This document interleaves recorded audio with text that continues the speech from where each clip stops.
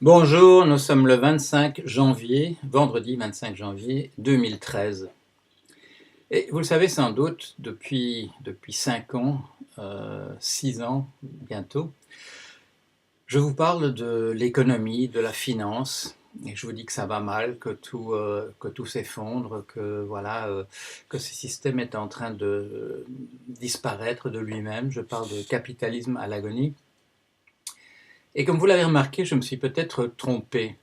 Il est possible, bon, je me suis beaucoup moqué au fil des années des gens qui disaient que tout allait s'arranger de soi-même, et en fait, je me suis peut-être trompé.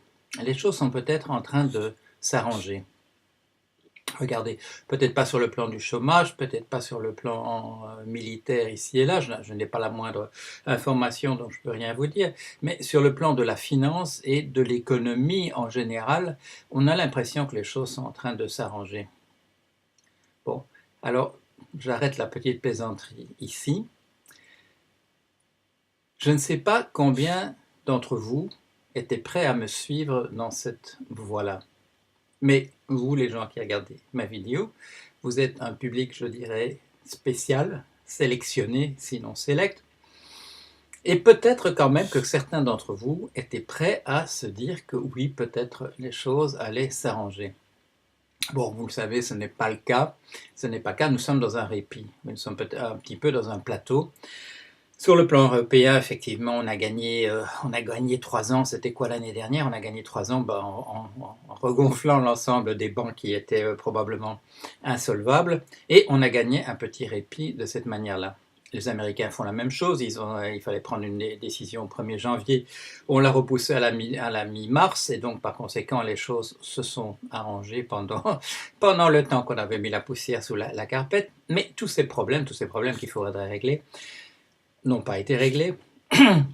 Il est vrai que dans les rapports de force entre les gens qu'il faut réglementer et ceux qui les réglementent, le rapport de force est tout de suite prêt, je dirais, à repartir dans la direction différente. Il y a le ministère de la Propagande qui est aussi prêt à tout moment à repartir dans ses déclarations que toutes les choses sont en train de s'arranger, qu'on était dans un cycle tout simplement et que par conséquent, on était dans la partie basse. Et qu'est-ce qui se passe quand on est dans la partie basse? Eh bien, ça va se remettre à remonter automatiquement, en mettant entre parenthèses le fait que toutes les crises que nous avons eues depuis toujours, c'est toujours en se retroussant les manches, en mettant toute l'énergie qu'on avait, en envisageant toutes les solutions possibles qu'on est sorti. Et on n'est jamais sorti d'une crise comme ça, simplement en restant assis, en se croisant les doigts. Non, ça n'existe pas. Mais nous sommes une espèce qui est toute disposée à considérer que les choses peuvent s'arranger d'elles-mêmes. Alors, ça fait partie de l'optimisme de l'espèce, ça fait partie aussi quand même de certaines représentations qui nous ont été offertes, en particulier par des économistes, pour nous dire ne touchez surtout à rien. Dès qu'on touche à quelque chose qui veut faire l'ange fait la bête, ça va encore beaucoup plus mal. Et que la personne qui touche à quelque chose, il ne faut surtout pas que ce soit l'État, parce que c'est la pire des choses. Et vous le savez sans doute, chez M. Friedrich von Hayek, mon ami personnel, il y a une théorie, il y a un nom grec pour ça, il a souvent des noms grecs pour ce genre de choses, mais je ne connais pas ou je l'ai oublié, mais qui dit la chose suivante. Il y a des choses que les hommes font délibérément, et ça c'est mauvais par définition, et il y a des choses que les gens font, que les hommes ont fait spontanément, ça leur est venu comme ça, et celles-là sont formidables, celles-là elles sont bien, ça c'est fait par le sentiment intuitif de la foule qui est allé dans la bonne direction. Parce que la foule, eh bien c'est en fait l'élément qui a précédé le marché, et qui est le précurseur, voilà, qui est le précurseur du marché, et par définition, la foule réfléchit bien, comme le marché, qui lui réfléchit de manière idéale. On ne pourrait pas faire les choses mieux que ne le fait le marché. Alors ça, c'est bon. Quand les gens s'assoient autour d'une table pour prendre une décision, quand ils commissionnent le problème et qu'ils essaient de le résoudre par eux-mêmes, ça c'est toujours une catastrophe. Pourquoi? Parce qu'il y a des conséquences inattendues auxquelles on n'a évidemment pas pensé et qui vont conduire tout le processus à la catastrophe. Voilà, alors ça c'est la représentation, c'est l'idée de M. von Hayek. Alors, il n'est pas tout à fait honnête parce que lui, il ne croyait pas du tout à ça personnellement. Il croyait que toutes les phrases qu'on peut énoncer, il est dans une perspective très heideggerienne, que des phrases qu'on prononce est de toute manière du bidon, que seul Dieu peut s'y retrouver, et que par conséquent c'est toujours de la propagande. Alors M. von Hayek se dit, ben, autant ma propagande à moi que celle des autres, et je vais inventer cette histoire de deux types d'institutions, les bonnes et les mauvaises. Alors, suivez mon regard, pourquoi est-ce qu'il a inventé ça? Ben, parce qu'il avait quand même une idée derrière la tête, parce qu'il fallait prouver à l'arrivée, que la propriété privée et le marché, c'est des choses formidables parce qu'il n'y a pas d'inventeur, tandis que les choses très très mauvaises, comme l'État, ça, ce sont qui ont été inventées délibérément par des hommes. Il est bien évident que l'État, c'est une chose qui est à ce point abominable qu'il a nécessairement fallu réunir une commission et prendre des décisions et appliquer des règlements. D'où vient cette idée que l'État, lui, ne serait pas venu spontanément? Ça, je n'en sais rien, mais enfin bon, il faut pas aller, poser des questions dans un mauvais esprit. Et par conséquent, voilà, ça va marcher. Les choses auxquelles on ne touche pas, ça marche tout seul. Regardez la crise dans laquelle on est. Et les choses, mais dès qu'on veut s'en mêler, les choses s'aggravent encore. On manque d'exemples, puisque dans ce cas-ci précis, on essaie quand même par des décisions délibérées, il faut quand même bien le dire, celle de sauver l'ensemble des banques, c'est quand même par des décisions délibérées de ce type-là qu'on est arrivé à arranger des choses. Alors, le problème, c'est que les dettes des banques sont tellement grosses, elles sont tellement grandes qu'il n'y a plus d'État au monde qui puisse vraiment sauver ça. On peut boucher des trous provisoirement, on peut imprimer de l'argent le temps qu'il faut, le temps que ça ne provoque pas des désastres, et on va quand même pouvoir avancer un petit peu. Alors, le fait est, nous sommes dans une période où je n'ai pas regardé le journal.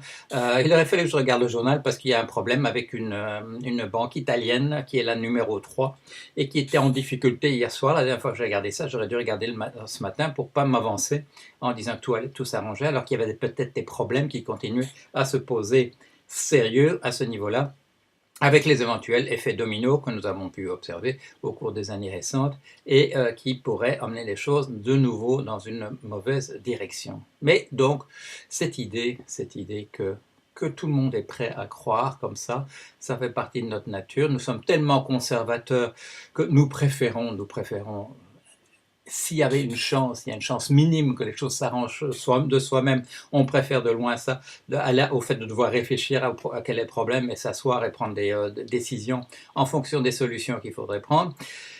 Nous sommes de cette nature-là et nous attendons que les choses s'arrangent. Ça ne va pas s'arranger. Il y a un répit qui va durer, on n'en sait rien, une semaine, 2 semaines, peut-être un mois, peut-être même qu'on va arriver au bout des 3 ans du LTRO où on a regonflé artificiellement les banques. Mais regardez quand même du côté des banques, il y a des nouvelles tous les jours. Qu'il y en a qui licencient 1000 employés, qui en licencient 2000, etc. Le processus est quand même en train d'avancer de ce côté-là, du point de vue, je dirais, de baisse de taille de la banque. On en arrive même à ce qu'on envisage, on a vu des nouvelles de ce type-là récemment, à ce qu'on coupe dans les bonus des dirigeants de ces entreprises pour payer des dividendes ou pour payer les amendes, parce que les amendes commencent à pleuvoir vraiment de pour les choses qui ont été faites ces années récentes dans le domaine bancaire. On arrive même à envisager de couper dans les bonus des dirigeants. C'est vous dire à quel point les choses vont mal quand même de ce côté-là. Alors, comme on est dans une période de répit, c'est le moment de faire ce qu'on ne fait pas. On commence à dire oui, puisque ça s'arrange. Il vaut peut-être mieux pas trop y toucher, puisque ça s'arrange tout seul. Non, c'est le moment d'essayer de passer à la suite. C'est le meilleur moment parce qu'on a un tout petit peu de répit. C'est le moment d'insister sur la nécessité, de reconstituer un ordre monétaire international comme celui qu'on avait créé à Bretton Woods en 1944 sur les mauvaises bases. On peut reprendre d'autres solutions, retourner à la bifurcation, il faut relancer ça. C'est le moment de s'en occuper et c'est pour ça que je vais continuer mes efforts pour parler de ça et essayer de faire avancer ce projet. Mon autre idée qu'il faut passer par un défaut généralisé de la zone euro parce que ça ne va pas s'arranger tout seul.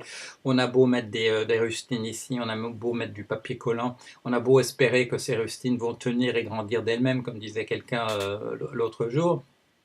Ça ne va pas se faire, donc il faut penser aux solutions. Non dans l'histoire humaine, non dans l'histoire humaine. Quand on a attendu que les choses s'arrangent par elles-mêmes, ça n'a donné aucun résultat, si ça a produit les plus grandes catastrophes qu'on connaît. Pensons aux années 1936 à 1940, bon, je ne vais pas entrer dans les détails. Laisser pourrir des situations, ça n'a jamais été une bonne solution. Ma proposition de défaut généralisé de la zone euro, je vais aussi insister là-dessus dans les jours qui viennent. On va revenir là-dessus, puisqu'on a un petit répit, profitons-en pour essayer de faire avancer les choses dans la bonne direction. Alors, on a eu l'amabilité du côté de M.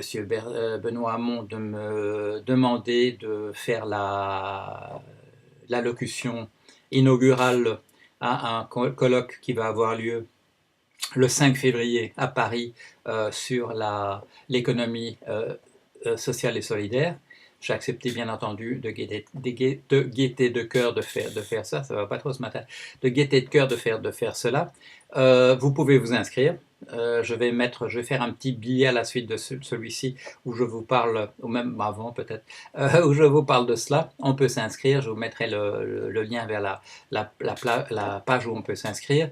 Ça va être intéressant, il y aura d'autres personnes qui parleront comme moi. Il y aura effectivement Monsieur le ministre qui parlera lui-même en clôture, il y aura Philippe Eskenazi, il y aura Gaël Giraud, la liste ne m'est pas complète à l'esprit, il y aura un professeur italien, il y aura une professeure, comme on dit maintenant, ça fait mal, américaine qui viendra parler de ces choses liées à l'économie sociale et solidaire.